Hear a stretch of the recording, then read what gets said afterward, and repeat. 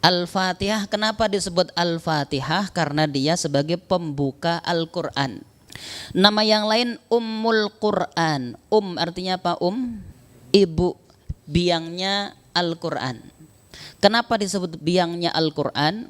Karena semua isi Al-Quran itu resumenya, pokok-pokoknya ada di dalam surat Al-Fatihah.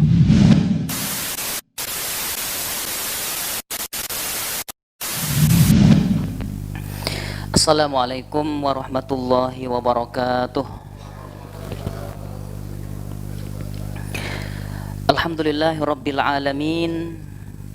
Alhamdulillahilladzi bi ni'matihi tatimmus shalihat wa bi fadlihi tatanazzalul khairat wal barakat wa bi taufiqihi tatahaqqaqul maqasid wal ghayat.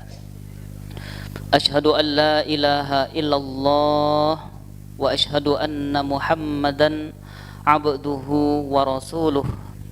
Allahumma salli wa sallim wa barik ala sayyidina Muhammadin sallallahu alaihi wasallam wa ala alihi wa sahbihi ajma'in. Subhanaka la ilma lana illa ma 'allamtana innaka antal alimul hakim. Subhanaka la fahma lana illa ma fahamtana innaka antal jawadul karim. Rabbana zidna ilma warzuqna fahma. Allahumma amin ya rabbal alamin. Bapak Ibu yang dimuliakan Allah, berbahagia sekali pada sore hari ini kita bertemu bersama dalam rangka menaati Allah. Dan insya Allah kelak berpisahnya pun dalam rangka menaati Allah Subhanahu wa ta'ala. Siapa yang berjumpa dan berpisah karena Allah, maka dia termasuk di antara 7 golongan yang kelak akan mendapatkan naungan keamanan yauma la dhilla illa dhilluh. Di saat tidak ada lagi naungan kelak di hari kiamat kecuali naungan Allah Subhanahu wa ta'ala.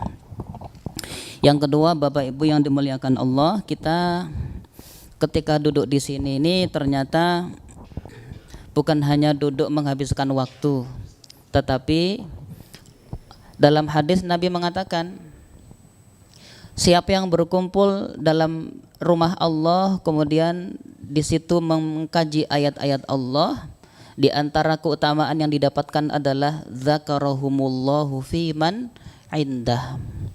Allah menyebut nama-nama kita saat ini di hadapan para malaikat-malaikat penghuni langit sana. Enggak apa-apa Bapak Ibu, di dunia enggak terlalu terkenal, yang penting di langit viral. Ya, inilah salah satu keutamaan. Makanya yang sering hadir di majelis ilmu apalagi mengkaji ayat Allah, insya Allah viralnya melebihi Atta Halilintar. Ya, tapi di langit Pak. Nanti pas kita kemudian dijemput malaikat rahmat, semua malaikat riuh. Ini kayak kenal nih. Oh ternyata yang setiap bulan sekali hadir dalam majelis kajian tafsir Al-Quran. Sambil ngantuk-ngantuk boleh apa tidak? Boleh, tapi jangan setiap datang cuman bismika Allahumma. Dalam hadis yang lain Nabi mengatakan kalau Allah itu punya malaikat-malaikat yang ditugasi masuk ke gang-gang kecil Pak. Innalillahi malaikatan yamshuna fil turuqat yaltamisuna ahla dzikri. Mereka mencari-cari mana orang yang lagi kumpul mengingat Allah. Kalau di situ ada orang yang berkumpul mengingat Allah, mengkaji ayat Allah, malaikat datang menaungi kaum tersebut dengan sayapnya. Nih kita sekarang lagi dinaungi sayap malaikat, kerasa tidak ini? Yang kerasa AC-nya ya, adem gitu. Tapi sebenarnya walaupun tidak nampak, yang di sini ngumpul bisa jadi malaikatnya lebih banyak dari kita Pak, menjadi saksi pertemuan hari ini. Kemudian Allah bertanya kepada malaikat itu hambaku pada ngapain itu di sana? Minta apa? Ya Allah, mereka minta surga.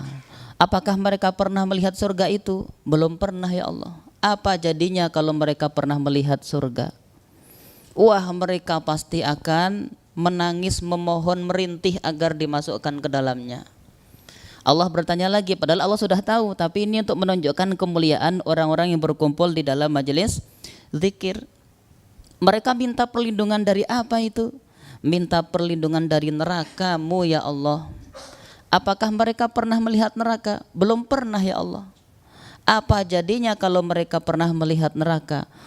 Pasti mereka akan merengek-rengek agar dikeluarkan, dihindarkan dari neraka.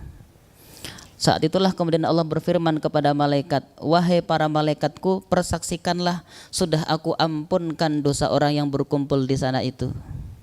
Jadi kita kumpul di sini itu pahala pertamanya apa? Ampunan.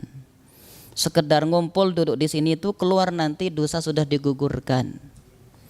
Malaikat balik tanya, ya Allah, tapi itu di sana ada yang kebetulan mampir. Duduknya pun sambil ngantuk-ngantuk, ya Allah, gimana?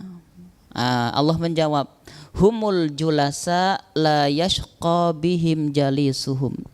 Mereka itu orang yang duduk, siapapun ikut duduk bersama mereka, dalam tanda kutip walaupun ngantuk-ngantuk sedikit gitu ya, akan mendapatkan pahala yang sama.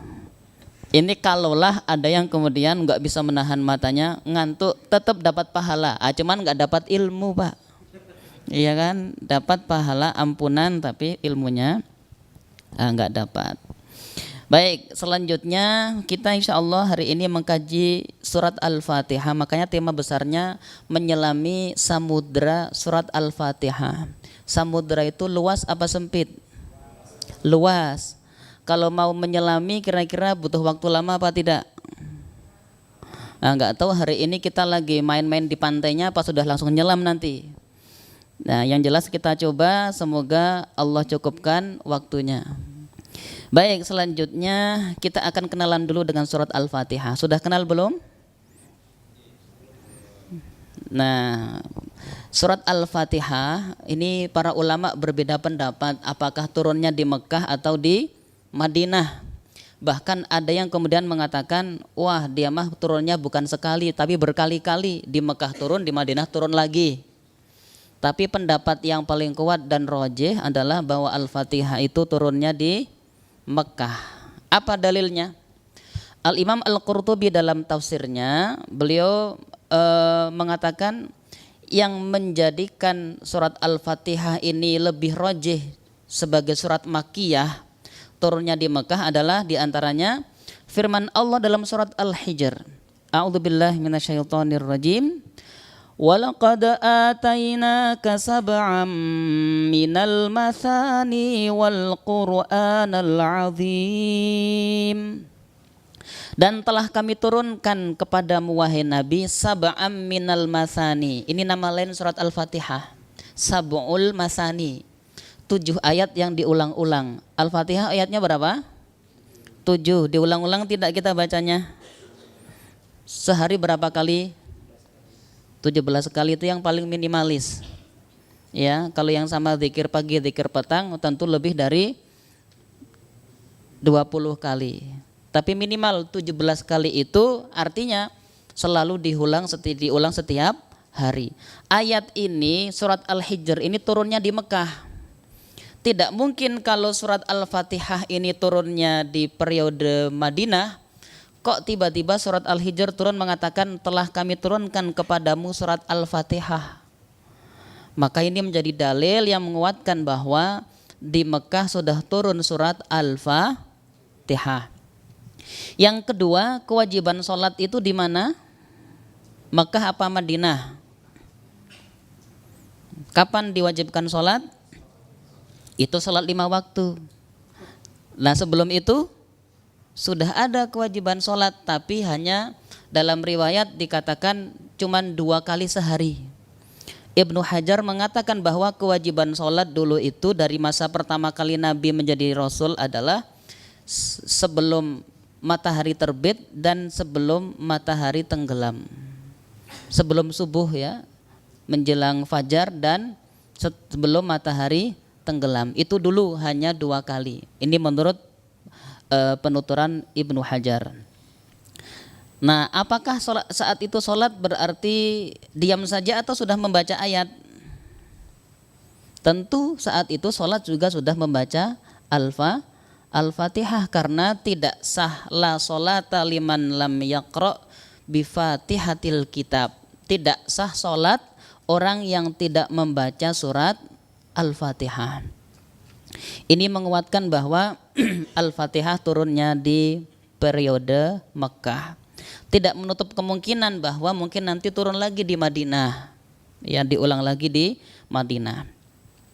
Lalu kita lihat nama-namanya. Surat Al-Fatihah ini punya banyak nama, alias-alias gitu ya. Apa di antara nama Al-Fatihah? Jelas pertama, ya Al-Fatihah. Al-Fatihah, kenapa disebut Al-Fatihah? Karena dia sebagai pembuka Al-Quran. Nama yang lain Ummul Quran. Artinya apa? Ibu, biangnya Al-Quran. Kenapa disebut biangnya Al-Quran? Karena semua isi Al-Quran itu resumenya, pokok-pokoknya ada di dalam surat Al-Fatihah. Mulai akidah, ibadah, cerita-cerita, syariah, dan semuanya sudah ada dikandung secara umum di dalam surat Al-Fatihah. Nanti kita jelaskan insya-Allah. As-Sab'ul Mathani yang ketiga, ya, di nama lain Al-Fatihah As-Sab'ul Mathani. Kenapa? Karena dia 7 ayatnya diulang-ulang setiap hari minimal 17 kali. Coba ayat pertama Al-Fatihah apa? Ini madhabnya betul-betul murni madhab Syafi'i berarti Pak, rahimahullahu ta'ala. Nanti kita akan bahas apakah bismillah itu ayat atau bukan di dalam Al-Fatihah. Kalau yang mengatakan bismillah itu bukan ayat, ayat yang ketujuhnya dari mana? Berarti kan tinggal 6 harusnya. Nah, ternyata ada nanti dipotong di mana ghairil maghdubi alaihim, itu ayat terakhir. Kalau yang bismillah ayat pertama dari ihdinas siratal mustaqim, ayat ke-6 siratal ladzina an'amta alaihim ghairil maghdubi alaihim waladdallin, ayat ke-7. Sama, semuanya mengatakan ada 7 ayat. Nama lainnya suratul hamdi, surat Alhamdu. Kenapa surat Alhamdu? Karena diawali dengan Alhamdulillah. Surat Al-Bayyinah sampai mana mas hafalannya? Surat Lam Yakunil. Surat Lam Yakun harusnya ya, nilnya dibuang. Surat Lam Yakun. Idza jaa, biasanya sering dipakai awal ayat itu sebagai nama surat, ya. Surat Tabarok. Kenapa awalnya Tabarakalladzi biyadihil mulk? Lah, surat Al-Fatihah disebut Alhamdu. Kenapa? Awalnya adalah Alhamd. Al-Waqiyah, nama yang lain Al-Waqiyah. Kenapa? Karena surat Al-Fatihah ini melindungi. Makanya zikir pagi, zikir petang, Bapak Ibu jangan pernah lupa, itu sebagai waqiyah, pelindung kita setiap hari. Yang rutin membaca zikir pagi dan petang, Al-Fatihah, Al-Baqarah 5 ayat pertama, ayat kursi dan 2 ayat setelahnya, dan 3 ayat terakhir surat Al-Baqarah, dilanjutkan Al-Ikhlas, Al-Falaq, An-Nas 3 kali, dijamin aman insya Allah siang dan malam. Nggak akan mempan itu semuanya, jaran goyang, semar mesem, mental semua Pak. Kenapa? Karena kita sudah membaca zikir waqiyah, pelindung. Hantu-hantu akan takut mendekati kita. Yang mau nyiblorong, nyiroro kidul ataupun itu pocong, cuma semuanya akan lari. Yang lagi viral di mana-mana sekarang pocong. Nanti ada jurus tersendiri menghadapi pocong Pak.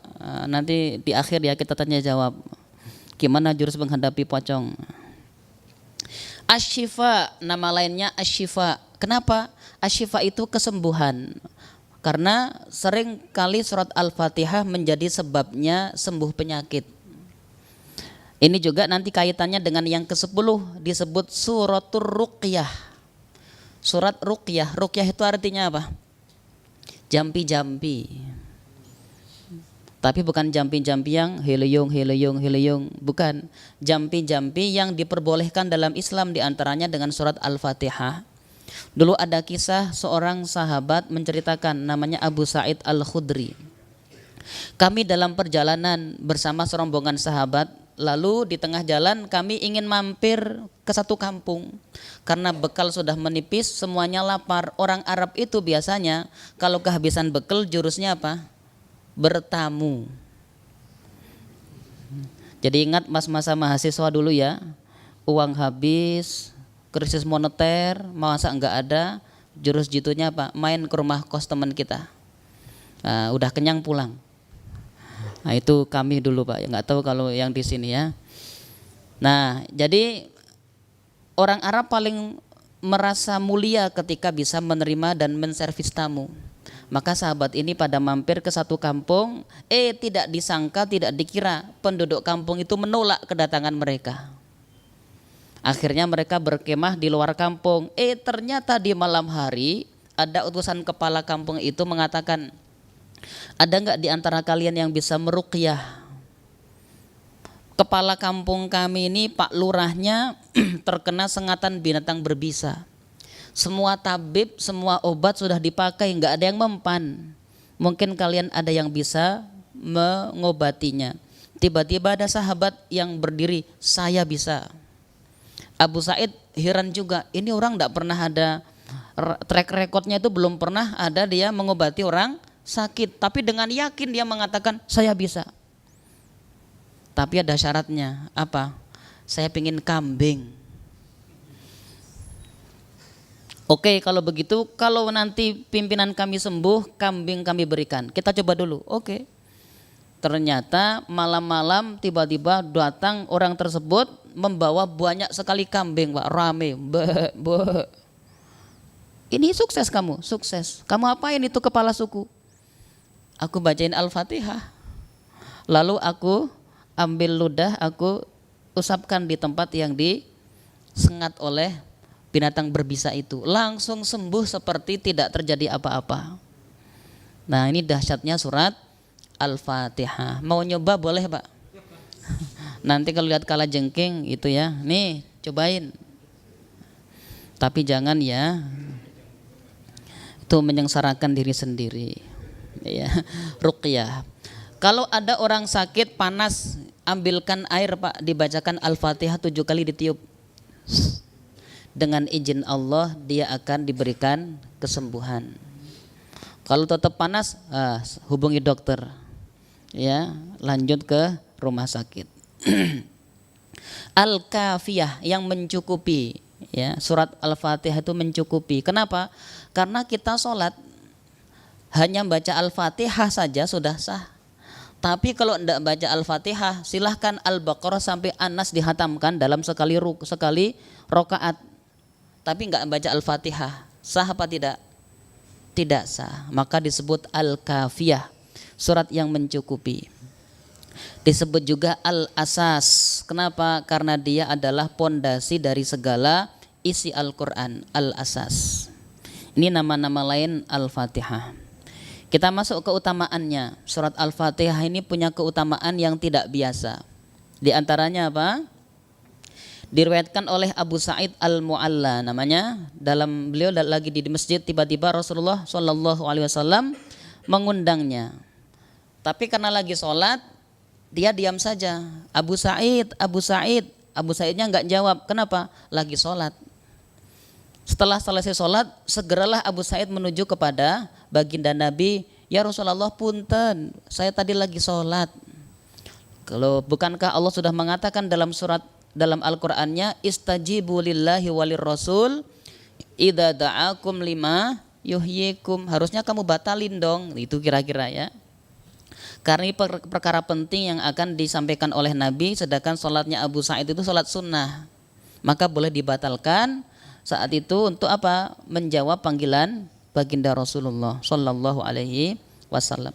Lalu Nabi bersabda kepada Abu Sa'id, la u'allimannaka suratan hiya a'dhamu suwari fil Qur'an qabla an takhruja minal masjid.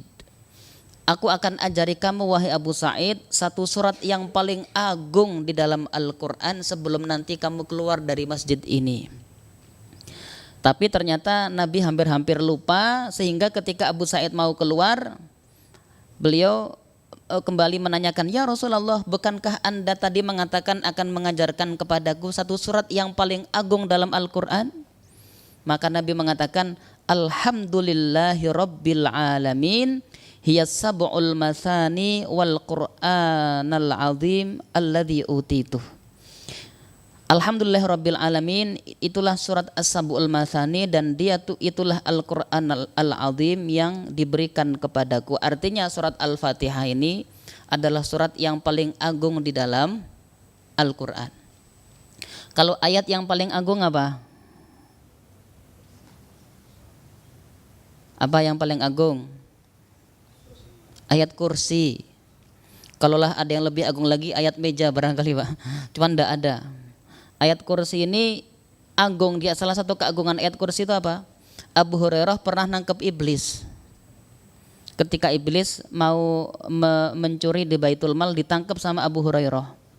Kemudian dia ngeles begitu sampai 3 kali, 3 malam itu berturut-turut. Di malam yang terakhir, wahai Abu Hurairah, lepaskan aku berikan kamu satu rahasia. Apa itu? Tapi lepaskan aku. Oke, tapi berikan aku rahasia itu apa? Kalau kamu hendak tidur sudah di pembaringan baca ayat kursi, maka setan, iblis, demit dan yang lainnya tidak akan bisa mengganggumu. Dilepaskan orang itu. Abu Hurairah belum tahu ini siapa ini. Besok paginya Nabi mengatakan, apa kabar tamumu tadi malam? Iya, tadi malam ketangkap lagi ya Rasulullah, di malam yang ketiga. Kamu tahu nggak siapa yang datang semalam itu 3 malam berturut-turut? Emang siapa? Itulah dia, iblis. Biasanya dia dusta, tapi semalam tumben-tumben dia jujur kepadamu. Mengatakan apa? Siapa yang membaca ayat kursi sebelum tidur dijamin aman sampai pagi. Tapi kalau nyamuk tetap harus pakai hit, ya. Ini maksudnya aman dari gangguan setan, gangguan hasad dan dengki orang-orang yang tidak suka kepada kita. Kalau nyamuk tetap harus pakai apa? Obat nyamuk. Lah ini ayat yang teragung. Tapi kalau surat yang teragung apa? Al-Fatihah. Di hadis yang lain, hadis qudsi, Allah berfirman, Nabi bersabda. Hadis qudsi itu redaksinya dari Allah. Nabi menyampaikan redaksinya itu persis tanpa ada perubahan. Apa kata Allah di hadis itu? Qasamtu sholata baini wa baina abdi nisfain. Aku bagi solat, maksudnya surat Al-Fatihah, aku bagi 2 bagian. Ketika hambaku mengucapkan Alhamdulillahi Rabbil Alamin, aku menjawab Hamidani abdi. Hambaku sedang memujiku. Kalau hambaku meneruskan Ar-Rahmanir Rahim, Allah menjawab Asna alayya abdi. Hambaku sedang menyanjung-nyanjungku.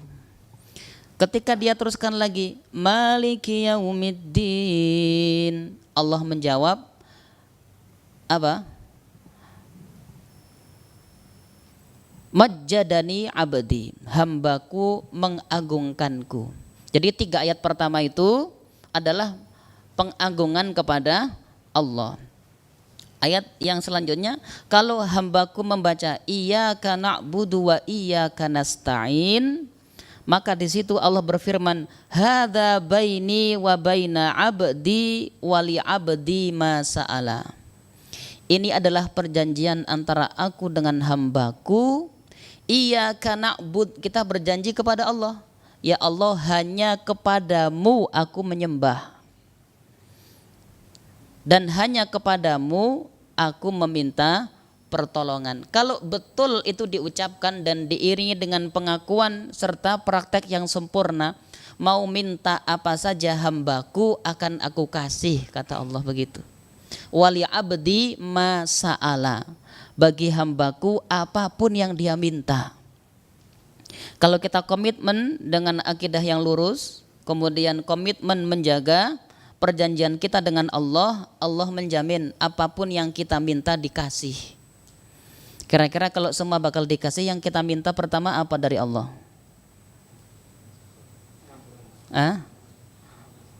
Ampunan apa bidadari?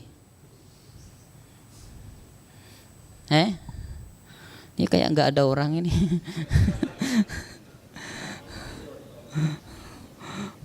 Nah, ridho Allah. Kalau Allah ridho, Allah berikan ampunan. Allah ridho, Allah berikan surga. Allah ridho, Allah berikan bidadari. Allah ridho, Allah berikan kita kesempatan untuk menatap wajahnya setiap petang dan pagi di surga nanti. Kalau sudah kita itu menatap wajah Allah di surga, bidadari yang cantiknya melebihi indahnya mentari pagi, itu tiba-tiba kita lupakan, Pak. Nggak ingat udah sama bidadari. Jadi itu bidadari 73 nganggur semua, Pak.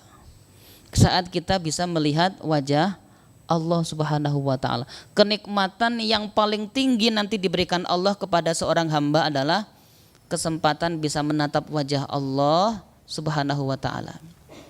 Tapi itu nanti di surga. Ya. Semua kenikmatan surga itu lewat, sudah nggak ada artinya saat kita memandang wajah Allah. Nah, makanya wali abdi ma sa'ala. Untuk hambaku apa yang dia minta aku kasih, kata Allah.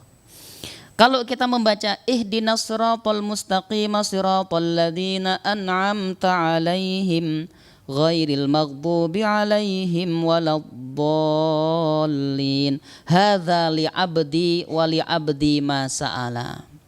Akan aku berikan dan bagi hambaku apapun yang dia minta. Makanya kalau kita punya hajat biasanya gimana, Pak?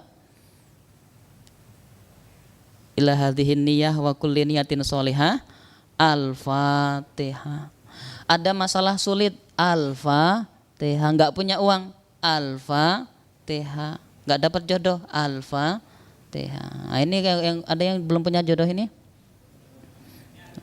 Perbanyak baca Al-Fatihah, ya kan? Setelah itu minta kepada Allah. Makanya ini diantara dahsyatnya surat Al-Fatihah. Nabi Zakaria itu termasuk yang doanya langsung dikabul saat beliau masih berdiri sholat. Makanya kita saat sholat boleh nggak berdoa? Biasanya ada itu yang membaca Al-Fatihah, ghairil maghdubi alaihim waladdallin, rabbighfirli wali walidayya. Nah, gitu ya. Baru kemudian disambut oleh semua jamaah, amin. Boleh tidak begitu? Dibatin boleh-boleh saja. Diucapkan boleh tidak? Boleh, karena kita boleh menyisipkan doa di antara ayat-ayat yang kita baca, boleh. Ya. Nah ini makanya Nabi kalau baca ayat di situ bercerita surga, beliau langsung memohon, Allahumma ja'alni min ahliha. Misalnya membaca surat apa misalnya yang tentang surga? Surat di surat Ar-Ra'd misalnya, Jannatu adni yadkhulunaha wa man salaha min abaihim wa azwajihim wa dhurriyyatihim wal malaikatu yadkhuluna alaihim min kulli bab. Allahumma ja'alni min ahliha. Boleh gitu, Pak.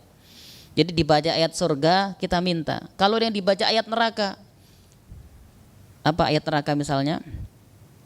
Inna jahannama kanat mirsada lil-taghina ma'aba labithina fiha ahqaba.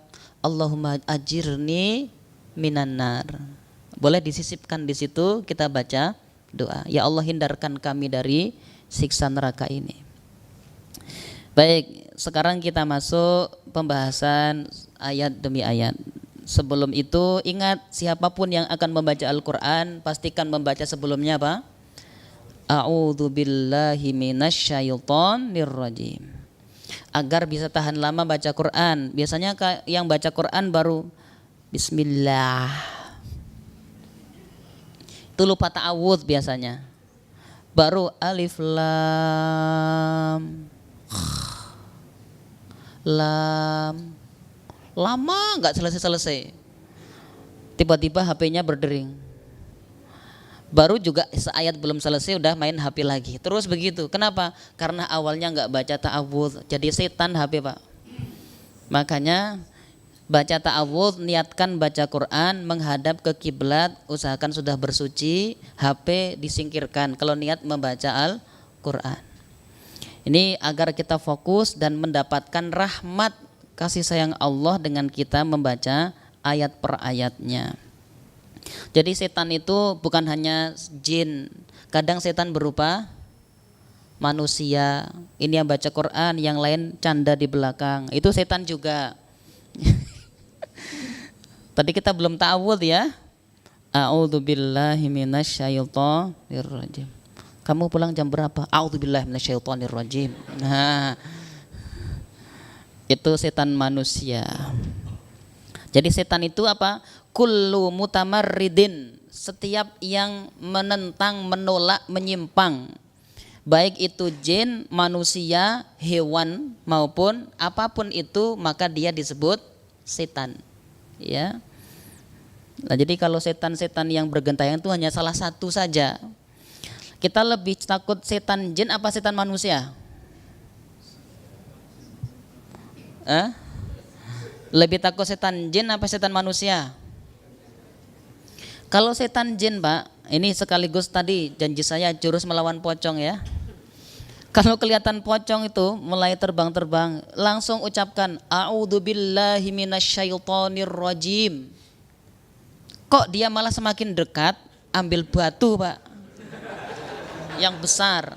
Ini bukan jin ini, pasti ini mau ngeprank nih. Ambil batu yang besar, nggak perlu ayat kursi, udah langsung aja. Kau mendekat, bocor kepala. Kok ternyata dia tetap mendekat, Pak? Gimana kalau begitu? Segera kabur kalau begitu, Pak. Lari. Khawatirnya itu hanya boneka disetel pakai remote. Lah di belakangnya begal siap menyantap kita. Lari itu kalau udah begitu. Jadi 3 tahapan. Ayat kursi, batu, kabur. Itu kalau ketemu pocong. Ya, tapi insya Allah kalau orang beriman, pocong itu tidak akan berani mengganggu. Ya, paling manusia lah, itu manusia biasanya. Jadi nggak usah kita takut sampai ada yang jantungan. Ya gara-gara di prank. Ini tolong nggak ada yang ngeprank di sini ya. Boleh nggak ngeprank? Haram, Pak, hukumnya ngeprank itu. Nggak boleh, itu ngerjain orang. Banyak yang sengsara gara-gara prank-prank itu. Dipermalukan wajahnya di medsos, ya, ini tidak boleh. Baik, kita masuk ke ayat yang pertama. Dalam mazhab Syafi'i rahimahullah, bahwa ayat pertamanya itu Bismillahirrahmanirrahim. Tapi dalam mazhab yang lain, misalnya mazhab Malik, dikatakan bahwa ayat pertama itu ya Alhamdulillahirabbil alamin. Demikian juga Imam Abu Hanifah, Bismillah itu bukan bagian dari ayat surat Al-Fatihah. Tapi Imam Ahmad mengatakan Bismillah itu bagian surat Al-Fatihah, cuman dibaca kalau sholat cukup dengan bacaan sir. Makanya orang yang bermadzhab Hanafi, sebagian di mana? Misalnya di Maroko, Turki, daerah-daerah India sana, mazhabnya sana Hanafi, Suriah. Itu kalau sholat Allahu Akbar, Alhamdulillahi Rabbil Alamin, enggak ada Bismillah. Waladdallin, sepi, Pak, enggak ada yang amin. Tapi kalau di Mekah, Madinah, rata-rata mazhabnya sekarang ini Hambali. Makanya kalau Syekh Sudes, Allahu Akbar, Bismillahirrahmanirrahim, Alhamdulillahi Rabbil Alamin. Nah, baru alhamdulillahnya keras. Tapi kalau di Indonesia, Bismillahirrahmanirrahim, dari awal sudah keras. Kenapa? Itulah mazhab Syafi'i. Lah bagusnya kita ikut yang mana? Lah di Indonesia ikut Indonesia saja, ya. Kalau nggak begitu nanti nggak dianggap nggak ahlus sunnah wal jamaah nanti masalahnya nih. Orang awam kadang-kadang begitu.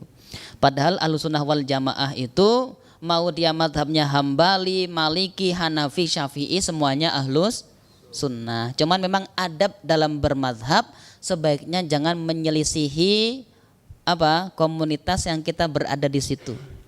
Imam Asy-Syafi'i ketika sholat di Baghdad, beliau kan yang mengatakan kunut subuh itu sunnah muakkadah. Tapi ketika sholat di Baghdad, yang makmum di belakangnya itu murid-muridnya Imam Abu Hanifah. Murid-muridnya Imam Abu Hanifah udah siap-siap nih, kunut kita sekarang nih. Imamnya Imam Syafi'i soalnya. Ternyata Imam Syafi'i sami'allahu liman hamidah, berdiri sebentar langsung turun Allahu Akbar. Pada kaget, lo nggak kunut. Cuman ngobrolnya nggak pas sholat itu. Itu enggak. Cuman di batin itu, nggak kunut ternyata. Selesai sholat ditanya, kok anda nggak kunut padahal biasanya kan anda kunut. Dan yang mengatakan kunut subuh itu sunnah muakkadah kan juga pendapat anda. Kata Imam Syafi'i, aku menghormati Imam Abu Hanifah yang dikuburkan di sini. Dan murid-muridnya juga banyak sekali di sini. Aku tidak mau timbul fitnah di antara orang yang mayoritasnya mazhabnya Hanafi. Aku datang-datang menyelisihi kalian. Nah, ini adab dalam bermazhab. Ini sangat dipegang teguh oleh para ulama kita. Ya. Justru yang sekarang jarang ditemui yang begini ini, Imam Syafi'i walaupun ulama besar tapi menghormati mazhab setempat. Nah, kita harusnya begitu. Bukan malah di sini tabrak sana tabrak sini, pokoknya itu semuanya salah. Padahal itu masalah yang sudah dari zaman baheula menjadi perselisihan dan perbedaan pendapat. Orang yang paham fikih pasti lebih siap untuk kita berbeda pendapat, apalagi hanya dalam masalah khilafiyah, fikhiyah, masalah cabang-cabang itu biasa. Baik, selanjutnya kullu amalin dzibalin la yubda bi bismillahirrahmanirrahim fahuwa aqta. Nabi mengatakan setiap amalan yang di situ ada kebaikan kok tidak diawali bismillah maka pahalanya terputus. Maksudnya tidak sempurna dia dapatkan pahalanya. Maka mari apapun yang kita kerjakan itu minimal Bismillah. Mau naik kendaraan, bismillah. Mau makan, bismillah. Mau tidur, bismillah. Mau apa lagi? Pokoknya semua minimal bismillah. Mau makan baca bismillah. Jadi lagu itu. Mau tidur baca bismillah. Nah, ini untuk mendapatkan keberkahan yang sempurna. Apalagi kalau kita makan lupa nggak baca bismillah, Pak. Setan itu mengatakan kalau orang masuk rumahnya nggak ada zikir, maka setan mengatakan kepada temannya, wah selamat malam ini kita bisa menginap di rumah orang ini. Tambah makannya nggak baca basmalah, setan tambah semangat mengatakan selamat kita bisa makan sepuasnya sekaligus di rumah ini. Tapi kalau orang masuk ke rumah membaca Assalamualaikum, setan langsung ya celaka malam ini kita nggak bisa nginep di dalam rumah ini. Kenapa? Karena orang penghuni rumahnya masuk dengan zikir, dengan salam. Makan baca bismillah, setan mengatakan la asya alakumul lailah. Malam ini kita nggak bisa makan juga di sini. Keluar semuanya, nggak bisa kita diam di rumah ini semalaman. Maka nanti Bapak Ibu pulang jangan lupa membaca Assalamualaikum warahmatullahi wabarakatuh. Atau paling ya Assalamualaikum gitu, dijawab dari dalam Waalaikumsalam. Itu langsung dapat rahmat berapa? Keselamatan dan kasih sayang Allah serta keberkahan. Jangan masuk rumah saya sudah pulang. Itu mah Nobita. Dapat rahmat tidak? Paling dapat kue dorayaki. Oh sudah pulang Nobita, ayo makan dulu, mama bikinin ibu kue dorayaki. Nah, baca Assalamualaikum. Ketika makan bismillah, setan tidak akan bisa bertahan di rumah kita. Baik, jadi ini setiap amalan diucapkan awalnya bismillah. Ada 3 kondisi di mana malaikat tidak akan ikut bersama kita, tapi setan malah menunggu di dalam ruangan itu. Kapan? 1, ketika kita masuk ke kamar mandi, malaikat nggak ikut itu, tapi yang di dalam nunggu. Makanya kalau masuk kamar mandi nggak bismillah atau nggak baca doa, yang masuk perempuan, yang ketawa setan laki-laki, ha ha ha. Yang masuk laki-laki, yang ketawa setan perempuan, hi hi hi. Itu kalau nggak baca bismillah. Termasuk ketika buang hajat, malaikat juga nggak ikut Pak. Nggak kuat baunya kali ya. Nggak, memang malaikat nggak ikut-ikut masuk ke ruangan itu, ruangan pribadi, privasi sekali, malaikat nggak masuk. Dan ketika seorang suami mendatangi istrinya dalam tanda kutip, itu malaikat juga nggak ikut-ikut, tapi setan nunggu. Makanya jangan lupa berdoa. Hafal nggak doanya nih? Awas kalau ditempel ya, dihafal. Ditempel nanti anaknya salah baca, dikira doa mau tidur. Di sekolah ditanya bu guru, ayo yang hafal doa tidur. Saya bu guru, apa ayo? Loh kok itu? Itu yang ditempel sama bapak. Wah ini bahaya. Dihafalkan. Kenapa? Agar setan tidak ikut bermain baik di kamar mandi maupun di kamar pasutri. Malaikat mah udah lepas, udah nggak ikut-ikut di situ. Ini ya tentang mengawali setiap amalan dengan basmalah. Lah khilaf tadi terjadi, perselisihan pendapat apakah bismillahirrahmanirrahim itu bagian dari surat atau bukan. Kalau pendapat ulama Madinah dan Basrah, mereka berpendapat bismillahirrahmanirrahim itu bukanlah bagian dari surat Al-Quran. Baik di awal Al-Fatihah, di awal Al-Baqarah, di awal Al-Bayyinah dan yang lain-lain itu bukan bagian surat. Tapi kalau pendapat ulama Mekah, mereka mengatakan bahwa bismillah itu bagian dari surat Al-Quran, terutama apa? Ada ulama Basrah, Mekah dan satu lagi Syam kalau nggak salah ya. Di antara pokoknya secara umum ada yang mengatakan bismillahirrahmanirrahim itu sama sekali bukan bagian surat. Di awal setiap surat itu bukan bagian dari surat Al-Quran. Ada yang mengatakan pokoknya itu semuanya adalah bagian dari surat dan itu adalah ayat pertama di setiap surat.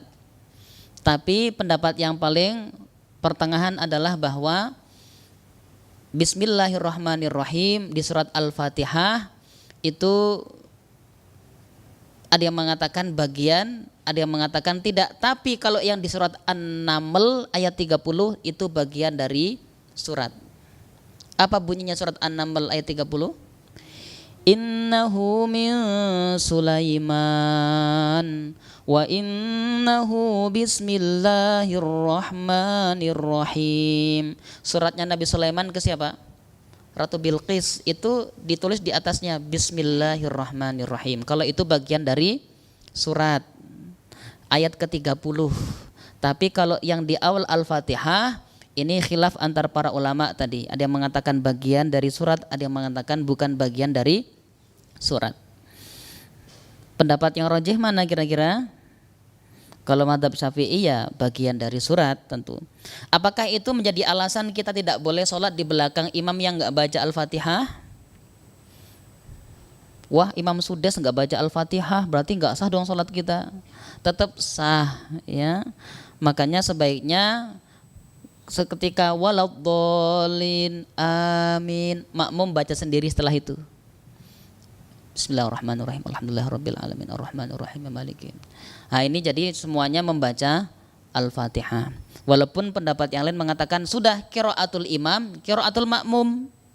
Bacaan imam sudah mewakili bacaannya makmum. Lah ini kembali itu adalah masalah perselisihan fikih.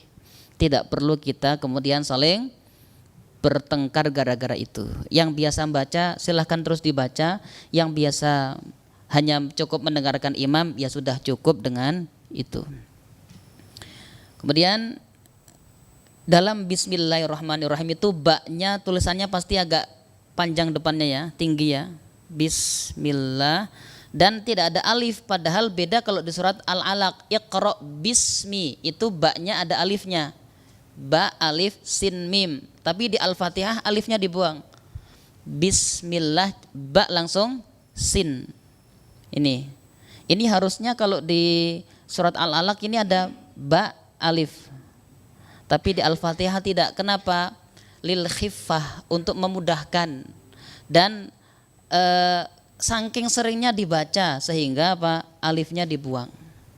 Untuk mempermudah membaca dan menulis kalimat bismillah di awal Al-Fatihah. Dengan nama Allah ini artinya kalau kita mengatakan tiba-tiba dengan temanku, bisa dipahami enggak kalau begitu? Tiba-tiba ngomong dengan temanku, paham enggak kira-kira yang diajak ngomong?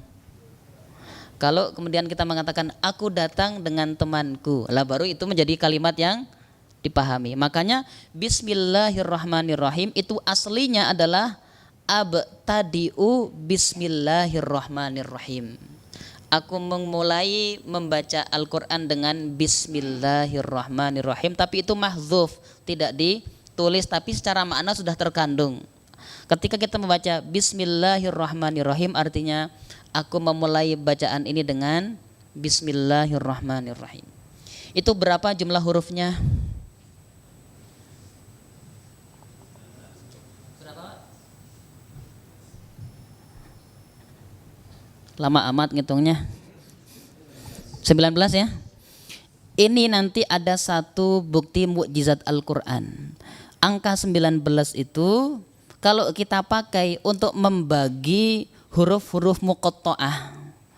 Huruf muqatta'ah itu alif lam mim, ya sin, toha, kaf ha ya ain shad nun, qaf, itu namanya huruf muqatta'ah. Huruf-huruf yang di awal surat. Coba nanti di rumah hitung jumlahnya alif dalam surat Al-Fatihah. Dibagi 19. Pasti ketemunya apa? Tidak ada pecah-pecahan. Lamnya dihitung dibagi 19, pasti ketemu sempurna bilangannya, tidak ada pecah-pecahan. Mim juga begitu. Nun dalam surat Nun ya kan, surat Al-Qalam, berapa nunnya dihitung dibagi 19, pasti akan habis juga. Padahal Nabi nggak pernah belajar matematika. Toha, huruf to dihitung berapa di situ, dibagi 19, pasti habis. Ha juga begitu, dibagi 19 akan ketemu, tidak ada pecah-pecahan, 0, itu enggak ada. Artinya semua huruf muqatta'ah dalam setiap surat itu kelipatan 19. Ini kok bisa ya, kapan ngitungnya? Kok sempet-sempetnya? Ulama kita ini kalau udah Al-Quran yang dikaji, segalanya dibolak-balik, dicari-cari, akhirnya ketemu itu mukjizat Al-Quran. Di antaranya dari sisi apanya? Angka-angkanya. Belum lagi nanti kalau Bapak cari kalimat misalnya al-maut dan al-hayah, itu terulangnya itu sama persis dalam Al-Quran, kehidupan dan kematian. Apalagi al-jannah, an-nar, surga, neraka, diulang-ulang persis sama jumlahnya, seimbang. Ya, ini dalam Al-Quran. Sangat rumit kalau kita selami, tapi ternyata itulah menunjukkan Al-Quran bukan buatannya Nabi Muhammad, tapi betul-betul turun dari Allah Subhanahu wa ta'ala. Baik, bismillah. Kata pertama Allah. Allah itu adalah lafzul jalalah, nama yang hanya disandang oleh Allah saja. Tidak ada siapapun yang berhak menyandang nama ini. Ini al-ism nama agung yang tidak boleh disandang oleh siapapun. Jadi Allah. Makanya jangan ngasih nama anaknya apa? Allah, gitu nggak boleh Pak. Kalau Tuhan boleh tidak? Itu kan dulu ada yang namanya, orang namanya Tuhan ya. Tapi lebih baik sebenarnya dibalik, hantu gitu. Tuhan itu kadang-kadang juga aromanya aroma ingin menyaingi keagungan Allah, maka tidak boleh menggunakan nama ini. Ar-Rahman itu sifat. Kalau Allah itu nama, kalau Ar-Rahman sifat, tapi ini sifat hanya berlaku bagi Allah, tidak boleh disandang oleh yang lain. Maka tidak boleh kita memberikan nama kepada manusia Rahman, itu tidak boleh. Kalau lah mau ngasih nama Abdurrahman, Taufiqur Rahman, tapi jangan apa? Rahman, itu tidak boleh Pak. Ini khusus nama ini untuk Allah ya. Kalau Rahim, Ar-Rahim. Nah, Allah sendiri mensifati Nabi Muhammad di akhir surat At-Taubah bil mu'minina raufur rahim. Boleh ngasih nama orang Rahim, tapi kalau Rahman tidak boleh. Ya. Apa bedanya Rahman dengan Rahim? Coba kalau kita artikan dengan nama Allah yang Maha Pengasih lagi Maha Penyayang. Apa bedanya penyayang dengan pengasih? Kalau penyayang semua disayang, kalau pengasih semua dikasih. Nah, ternyata di sini ada kedalaman makna yang luar biasa yang hanya bisa diselami oleh orang-orang yang betul-betul memahami bahasa Al-Quran. Ar-Rahman, ternyata maknanya itu apa?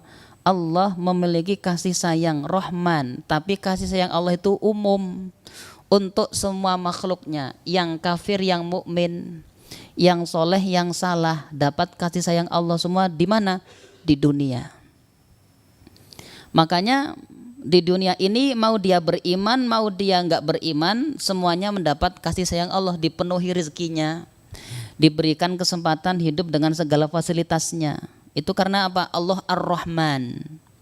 Tapi kalau Ar-Rahim ini kasih sayang Allah khusus untuk orang mukmin saja nanti di akhirat. Makanya orang yang tidak beriman mau bilang orang kafir takut salah Pak. Non muslim gimana yang nanya? Ya nggak beriman gitu aja lah. Orang yang nggak beriman nggak akan dapat kasih sayang Allah sama sekali di akhirat. Ini ya, kita perlu hati-hati nih kadang-kadang karena apa? Istilah kafir itu kalau dalam terminologi Al-Quran itu kafir itu siapa? Yang tidak beriman dengan Nabi Muhammad itu kafir. Sedangkan sekarang yang berkembang seakan-akan kafir itu adalah orang yang tidak beragama saja. Kalau yang tidak muslim tapi beragama walaupun agamanya bukan Islam, dia mah tidak mau dipanggil kafir. Ini kan jadi aneh ini. Padahal kita menggunakan terminologi apa? Al-Quran. Kami nggak mau disebut kafir, kami maunya disebut non muslim. Padahal sama aja kan. Bahasa Al-Quran malah nggak ada non muslim ya Pak. Ya ayyuha, non muslim gitu ada nggak? Nggak ada. Yang ada ya ayyuhalladzina kafaru. Makanya ini harus kita betul-betul tahu, kita pakai terminologi Al-Quran ya. Orang yang tidak beriman kelak di akhirat dalam akidah kita tidak akan mendapat sedikit pun rahmat Allah. Walaupun dia amalnya banyak, walaupun dia ahli sedekah, sosialnya baik, tapi karena imannya kosong, tidak muslim, maka di akhirat dia tidak mendapatkan pahala apapun. Dulu pernah ramai tentang masalah Bunda Teresa. Masih ingat nggak Bunda Teresa? Yang dari mana itu asalnya? India. Seorang yang sangat baik sosialnya, membantu anak yatim, janda-janda, semua dimuliakan oleh Bunda Teresa. Pas meninggal dunia berduka. Lah di situ semoga Bunda Teresa diterima di sisinya, diberikan surga. Boleh nggak kita mengatakan itu? Nggak boleh. Karena dia mati dalam kondisi tidak beriman. Bahasa Al-Qur'annya kafir. Cukup kita ucapkan kalau ada sahabat, kawan, handai tulan yang misalnya terkena musibah, kerabatnya meninggal, ternyata non muslim Pak, kita ucapkan aku ikut berbelasungkawa, titik, nggak perlu ditambah apa? Semoga diterima, ditempatkan di surganya. Itu udah kelewatan. Jadi cukup aku ikut berbela sungkawa. Karena Nabi Ibrahim ditegur Allah ketika minta ampun untuk sang ayah di surat At-Taubah. Bukan wilayahmu Ibrahim memintakan ampun untuk orang yang jelas permusuhannya kepada Allah, maksudnya tidak beriman kepada Allah. Falamma tabayyana lahu annahu aduwwul lillahi tabarra'a min. Ketika jelas bahwa Azar ini sering ditafsirkan dengan bukan ayah langsung tapi paman. Ketika Azar ini betul-betul memang sudah jelas dia itu musuhnya Allah, maka Nabi Ibrahim berlepas diri. Adapun dulu mendoakan karena terlanjur sudah pernah janji. Di mana? Salah satunya di dalam surat Maryam itu ada janjinya Nabi Ibrahim ingin mendoakan ampunan untuk sang ayah. Tapi Allah larang kemudian. Makanya tidak ada yang lebih sabar daripada Allah. Banyak orang yang membuat tandingan-tandingan bagi Allah, tapi nyatanya Allah tetap mencukupi rezekinya. Makanya kalau kita misalnya dituduh macam-macam sama orang, kita mau nggak ngasih kebaikan ke orang itu? Dituduh kita punya anak, padahal kita belum menikah, dituduh punya anak, marah nggak? Nggak ada yang marah ya. Dituduh, kamu ini anakmu ya, aku belum nikah, tapi mirip kamu, aku belum nikah. Jangan marahlah. Berarti ketika kita dituduh punya anak artinya kita apa? Pernah? Itu. Terima apa enggak? Kan boleh Ustaz, zina itu kemarin katanya boleh. Itu kaleng-kaleng. Ya, itu enggak jelas asal usulnya, tahu-tahu mendapat kesimpulan yang demikian. Itu menyesatkan. Baik, jadi Allah dihina, dicaci, dibilang punya anak, tapi Allah tetap penuhi rezeki mereka. Tapi di akhirat Allah hanya khususkan rahmatnya untuk hambanya yang beriman saja. Makanya dulu di zaman Nabi itu Shallallahu Alaihi Wasallam ada orang yang di masa mudanya ahli sedekah, kaya raya, selalu berinfak, tapi belum Islam. Di akhir hayatnya beberapa saat sebelum mati dia masuk Islam. Ibunda Aisyah bertanya, itu orang gimana ya Rasulullah? Dulu ketika hartanya kaya rajin infak tapi belum muslim. Lah setelah masuk Islam udah nggak kaya dulu hartanya, udah nggak banyak. Apa kata Nabi? Adapun Islamnya menghapuskan semua dosa yang lalu. Adapun amal-amalnya dulu tetap dia bawa sampai ke dalam surga. Jadi maha pemurahnya Allah apa? Semua amalan yang dilakukan selama itu amal baik, walaupun dia belum masuk Islam dulu, kok di akhir hayatnya masuk Islam, amal-amal yang dulu itu tetap menjadi pahala. Tapi kalau dia tidak masuk Islam, walaupun hartanya dia infakkan untuk kepentingan kaum muslimin, tetap tidak mendapatkan pahala apapun di sisi Allah. Paling-paling dapat kebaikan cuman dibalasnya di mana? Di dunia.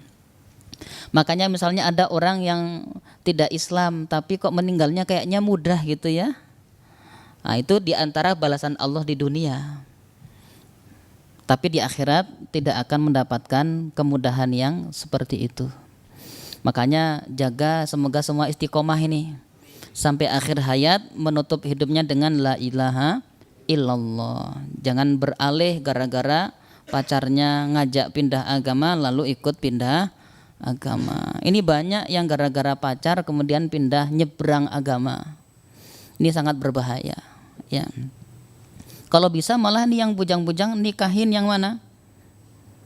Jangan juga loh ya, bahaya ya. Khawatirnya yang muslimah nggak kebagian nanti. Tapi boleh apa tidak? Boleh kalau laki-lakinya muslim, perempuannya ahlul kitab. Ahlul kitab itu Yahudi Nasrani. Boleh dinikahi oleh laki-laki muslim, tapi tidak sebaliknya. Perempuannya muslimah enggak boleh nikah kecuali dengan laki-laki muslim. Laki-laki muslim boleh enggak nikah dengan yang muslim? Tidak boleh. Bolehnya muslimah. Nanti lama-lama ada Adam dan Asep, ini terlarang ya. Tapi kalau perempuannya musyrikah, musyrikah itu gimana? Ya selain Yahudi Nasrani, Hindu, Buddha, Konghucu itu musyrik. Istilah surat Al-Bayyinahnya itu musyrik. Maka tidak boleh laki-laki muslim menikahi mereka. Tapi cinta mati aku, cantiknya kayak Dewi Sinta, itu anggunnya kayak Dewi Durupadi, kalau pas jalan mirip Dewi Kuan Im. Wah, itu nggak boleh. Kenapa? Dia wanita musyrikah. Ya, Ini yang harus kita ketahui.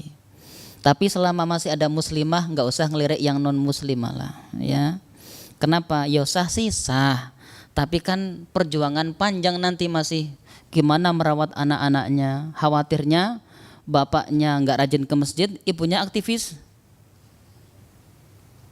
Gimana nanti? Akhirnya anaknya malah sering dibawa ke sebelah. Lah itu berbahaya untuk akidah. Kan menikah itu kan masalahnya ini jadi kayak acara walimah ya. Menikah itu visi tujuan jangka panjangnya apa? Bukan sekedar sakinah mawaddah warahmah di dunia, tapi surat At-Tur ayat 21, Pak. Itu visi jangka panjang menikah itu surat At-Tur 21. Apa ayatnya? Walladzina amanu wattaba'athum dzurriyyatuhum biimanin alhaqna bihim dzurriyyatahum. Dan orang-orang yang beriman diikuti anak keturunannya yang juga beriman, kelak akan kami pertemukan mereka di dalam surga. Kalau anaknya surga level 3, ayahnya level 5, ayahnya ngangkat anaknya naik ke level 5. Kalau anaknya surga level 5, ayahnya surga level 3, anaknya ngangkat sang ayah bersama-sama di level 5. Itu kalau sama-sama beriman. Makanya pastikan membentuk keluarga itu bukan hanya sekedar apa? Asal cantik, asal cinta, bukan itu. Tapi bagaimana bisa langgeng sampai ke surga. Lebih khususnya nanti pas ada yang walimahan lah ini disampaikan. Ayat selanjutnya. Ini masih kuat tidak ini duduknya ini? Sampai jam berapa kita kuat? Sudah menom. Kita tanya jawab apa sudah? Satu lagi ya. Tanggung masuk baru bismillah doang. Alhamdulillahi rabbil alamin. Segala puji bagi Allah, Tuhan alam semesta. Di situ lihat ada alif lam. Al di situ namanya alif lam lil istighraq. Segala, semua, segala dan semua puji itu adalah milik Allah. Kalau manusia, sesempurna-sempurnanya manusia pasti ada cacatnya kan ya. Ada nggak manusia yang paling sempurna nggak punya cacat? Manusia itu pasti ada kurangnya, tapi Allah sempurna tidak ada cacatnya. Makanya tidak ada kesempurnaan kecuali hanya milik Allah. Maka puji Allah dalam kondisi apapun. Allah selalu terpuji. Saat kita dapat nikmat, Allah tetap terpuji. Saat kita mendapat musibah, Allah tetap terpuji. Apa bedanya? Kita kalau bersyukur bacanya apa? Alhamdulillah wa syukru lillah. Bedanya apa? Alhamdulillah dengan asyukru lillah. Kalau syukur itu adalah kita memuji Allah atas nikmat yang kita terima. Allah ngasih kita pasangan yang soleh, solehah, alhamdulillah. Tapi ternyata pasangan soleh, solehah itu bukan buat kita. Tetap alhamdulillah. Tapi yang pertama, alhamdulillah wa syukru lillah. Jadi syukur fi muqabbalatin ni'am adalah satu ucapan karena kita mendapatkan nikmat. Itu alhamdulillah dan syukur dipakai dua-duanya. Tapi kalau nikmat kebaikan yang diterima orang lain, kita mengucapkan alhamdulillah tapi tidak mengucapkan asyukru. Kita melihat ada gunung tinggi, laut yang luas membiru, awan yang berarak-arak, indah apa tidak? Mengucapkan apa? Alhamdulillah. Segala puji bagi Allah yang telah menciptakan alam ini sangat sempurna dan indah. Tapi kalau syukur kita dapat nikmat apa? Tahu-tahu dapat hadiah uang cash 1 miliar. Alhamdulillah. Wa syukru lillah. Lihat orang cakep, kita mengucap apa? Asyukrulillah apa alhamdulillah? Masya Allah gitu. Ucapkan alhamdulillah, tapi bukan asyukru lillah. Karena yang cakep bukan kita toh. Yang cakep dia. Alhamdulillah, segala puji bagi Allah. Masya Allah, ada secakep itu ya. Ini ucapan ketika kita melihat sesuatu yang baik. Alhamdulillah. Tapi kalau nikmati kita, maka ucapkan alhamdulillah boleh, asyukurillah bisa. Allah itu tidak ada yang lebih suka dipuji daripada Allah. Kalau orang dipuji, wah cerah sekali hari ini, cakepnya Masya Allah, 80 bintangnya. Kira-kira kalau dipuji begitu biasanya orang gimana? Tuh gak punya receh, nah, gitu biasanya. Itu manusia, atau paling tahu aja mau ditraktir, nah, paling-paling begitu. Tapi kalau Allah dipuji, apa yang Allah berikan kepada kita? Salah satunya ini, apabila hadis dalam riwayat Imam Muslim, siapa yang makan lalu dia mengucapkan alhamdulillah, apa Allah berikan kepada orang itu? Allah ampunkan semua dosa yang telah lalu. Masya Allah, makan baca alhamdulillah, dosanya gugur semua. Ini pada punya dosa enggak ini? Sedikit apa banyak? Banyak aja apa banyak sekali? Nah, tahu cara menggugurkannya? Makan. Makan terus baca alhamdulillah. Ini diantara cara menggugurkan dosa. Saya mau praktekkan nggak ada. Ya, udah bisa praktek sendirilah ya. Jadi ini alhamdulillah, Allah baginya segala puji karena dia maha sempurna. Kalau orang kelihatan dari jauh, Masya Allah, putih, langsing, cantik, wangi, senyumnya merekah, wow pokoknya sambil guling-guling dah. Ternyata diajak ngomong, apa kabar? Dari mana? Bisu. Nah, ada cacatnya. Ada yang smart, excellent, pokoknya semua sempurna Pak. Tapi apa? Cacatnya misalnya apa? Ya ada mesti kekurangannya kan ya manusia itu. Minimal yang nggak bisa dihindari itu apa? Kentutnya bau.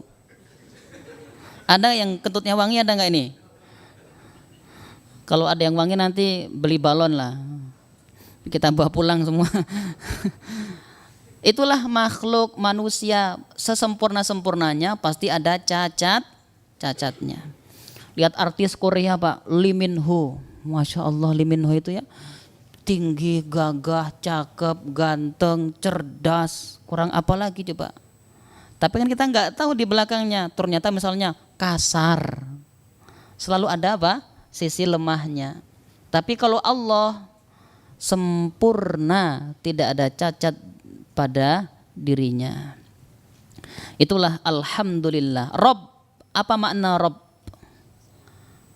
Rob itu artinya adalah yang gabungan dari berbagai makna, mencipta, memelihara, menguasai, mengatur, memiliki. Itu Rob. Kalau kita kan kadang-kadang mencipta, membuat tapi nggak memiliki. Ada yang memiliki tapi nggak buat. Ada yang memiliki tapi nggak menguasai. Ada yang begitu nggak? Bisa membuat mobil keren tapi mau beli nggak bisa. Buatnya mah bisa di pabrik, tapi untuk beli enggak bisa. Ada yang punya mobil keren, tapi enggak bisa buat. Dia memiliki, tapi enggak bisa menikmati. Ada yang mobilnya keren, tapi enggak bisa nyetir Pak. Kalau nyetir harus manggil sopir. Jadi kalau pas macet sopirnya ngantuk, dia yaudah di situ aja enggak bisa ngapa-ngapain.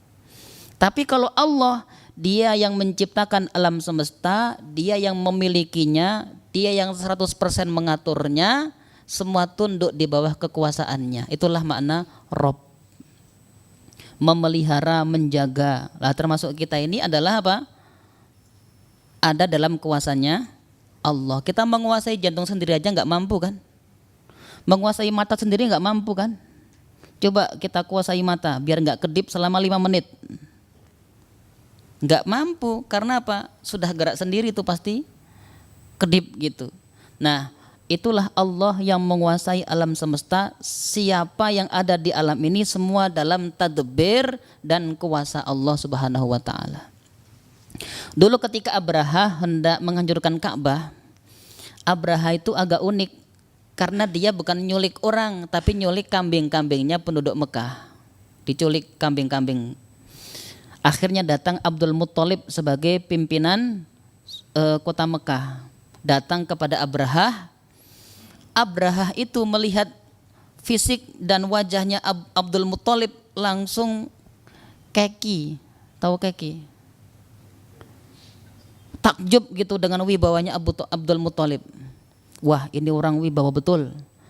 Mau minta apa ini kira-kira? Langsung dipersilahkan duduk di sampingnya Abraha. Kalau yang lain mah di karpet di bawah, ini mah duduk samping di sampingnya Abraha. Ditanya oleh Abraha, Anda mau apa ke sini? Saya cuma mau minta itu kambing-kambing kami tolong dilepaskan, kembalikan ke kami. Abraha jadi kaget. Orang sewibawa ini dikira mau ngelobi agar rencana menghancurkan Ka'bah di cancel. Ternyata cuma minta apa? Kambing. Loh, kamu ke sini kok cuma minta kambing padahal kami datang mau menghancurkan Ka'bah. Kata Abdul Muttalib, nahnu rabbul ghanam. Kami ini para pemilik penguasa kambing. Ammal Ka'bah falaha rabbun yahmiha. Adapun Ka'bah sudah ada Robnya sendiri yang akan melindunginya. Akhirnya dilepaskan semua kambingnya. Setelah itu Abdul Muttalib dan semua penduduk Mekah naik ke gunung-gunung. Ngumpet semuanya sambil nonton. Akan terjadi apa ini sebentar lagi. Betul ketika Abraha menuju ke Ka'bah, datang itu yang kita sebut dengan burung ababil. Hancur. Ka'asfim ma'kul. Jadi pasukan Abraha itu dihancurkannya enggak langsung blung blar, itu enggak. Burung-burung itu membawa kayak virus-virus, ulat-ulat yang masuk ke dalam tubuh pasukan gajah termasuk Abraha. Abraha itu sempat pulang, tapi di tengah jalan badannya semuanya rontok satu persatu. Jarinya lepas, naik ke atas, kakinya lepas, naik ke atas, sampai pinggangnya lepas, disitulah matinya Abraha. Ka'asfim ma'kul, kayak daun yang dimakan ulat, jadi matinya pelan-pelan, nggak langsung. Kalau langsung mah enak, bluk, bler, selesai. Ini enggak, krenyit, krenyit, krenyit gitu ya, krenyit lepas jempolnya, krenyit, krenyit, krenyit lepas jarinya, gitu pelan-pelan. Nah, itulah makna Rob yang dipakai dulu sebagai apa? Menandakan pemilik dan penguasa yang menguasai. Tapi ini ceritanya Abdul Muttalib ini sudah tidak berlaku hari ini, Pak. Berubah dengan turunnya intang surullaha yang surkum. Jadi kalau kita melihat Masjidil Aqsa diserang sama Israel, udahlah Masjidil Aqsa lahu rabbun yahmihi. Udah ada Allah yang akan melindunginya. Semuanya lari keluar, hancur Masjidil Aqsa. Ya. Kenapa? Intang surullaha, harus sekarang sunatullahnya adalah ada usaha dari kita dulu menolong agama Allah, baru Allah akan datangkan pertolongan. Kalau dulu tidak, umat-umat terdahulu itu ditolong Allah gratis tanpa ada usaha sebelumnya. Nabi Soleh ditolong oleh Allah dengan apa? Langsung kaumnya dihancurkan, Nabi Soleh disuruh keluar. Nabi Lut juga begitu, Nabi Lut disuruh keluar, kaumnya dihancurkan. Nabi Musa ditolong sama Fir'aun oleh Allah dari Fir'aun. Nabi Musa suruh nyebrang, Fir'aun dihancurkan. Enggak ada perang, enggak ada perlawanan. Tapi umatnya Nabi Muhammad sekarang beda. Sunnatullah sudah berubah untuk umat ini.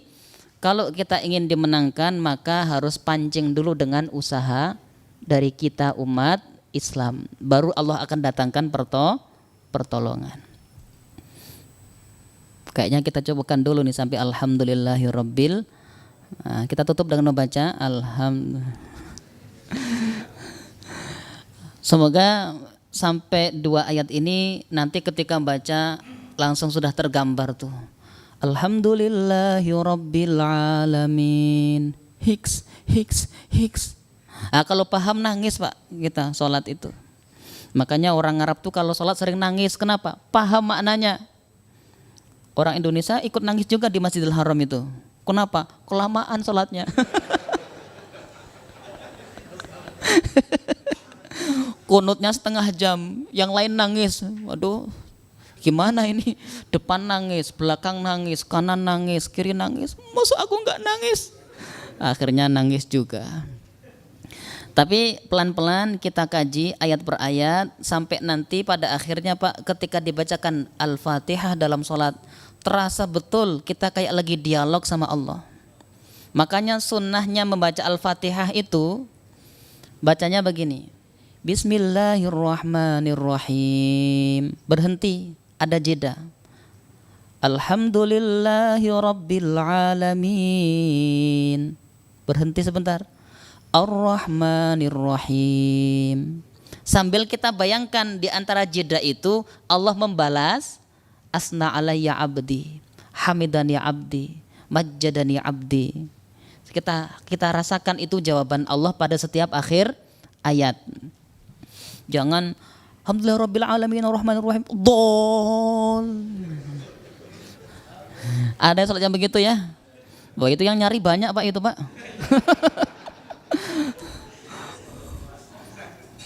Di tempatku itu loh, sholatnya Masya Allah, Al-Fatihahnya satu nafas. Oh iya, bisa sholat di tempatku ya, siap. Temennya nggak mau kalah, di tempatku aja lebih cepat, Al-Fatihahnya nggak pakai nafas. Nah, ini sekarang yang dicari itu sholat yang cepat. Padahal sholat itu yang bagaimana? Tuma nina, tenang, ditadaburi. Ada berhenti tumak nina, sami Allah liman hamidah tumak nina, sujud tumak nina gitu ya. Jadi bukan asal apa? Asal cepat. Baik, insya Allah kita cukupkan sampai di ayat ini. Semoga insya Allah nanti di lain kesempatan bisa kita sambung lagi melengkapi kajian surat tafsir surat Al-Fatihah. Ini saja, semoga Allah meridhai kita semuanya. Allahumma alimna ma yanfa'una wanfa'na bima 'allamtana warzuqna ilma. Allahumma hdina wahdi bina waj'alna sababan liman ihtada. Allahumma arhamna bil Qur'an waj'alhu lana imama wa nuran wa hudaw wa rahmah. Allahumma dzakirna minhu ma nusina wa 'allimna minhu ma jahilna.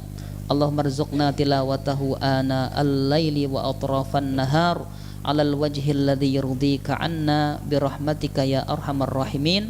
Wa sallallahu ala sayyidina Muhammad wa ala alihi wa sahbihi wa baraka wa sallam. Walhamdulillahi rabbil alamin. Assalamualaikum warahmatullahi wabarakatuh.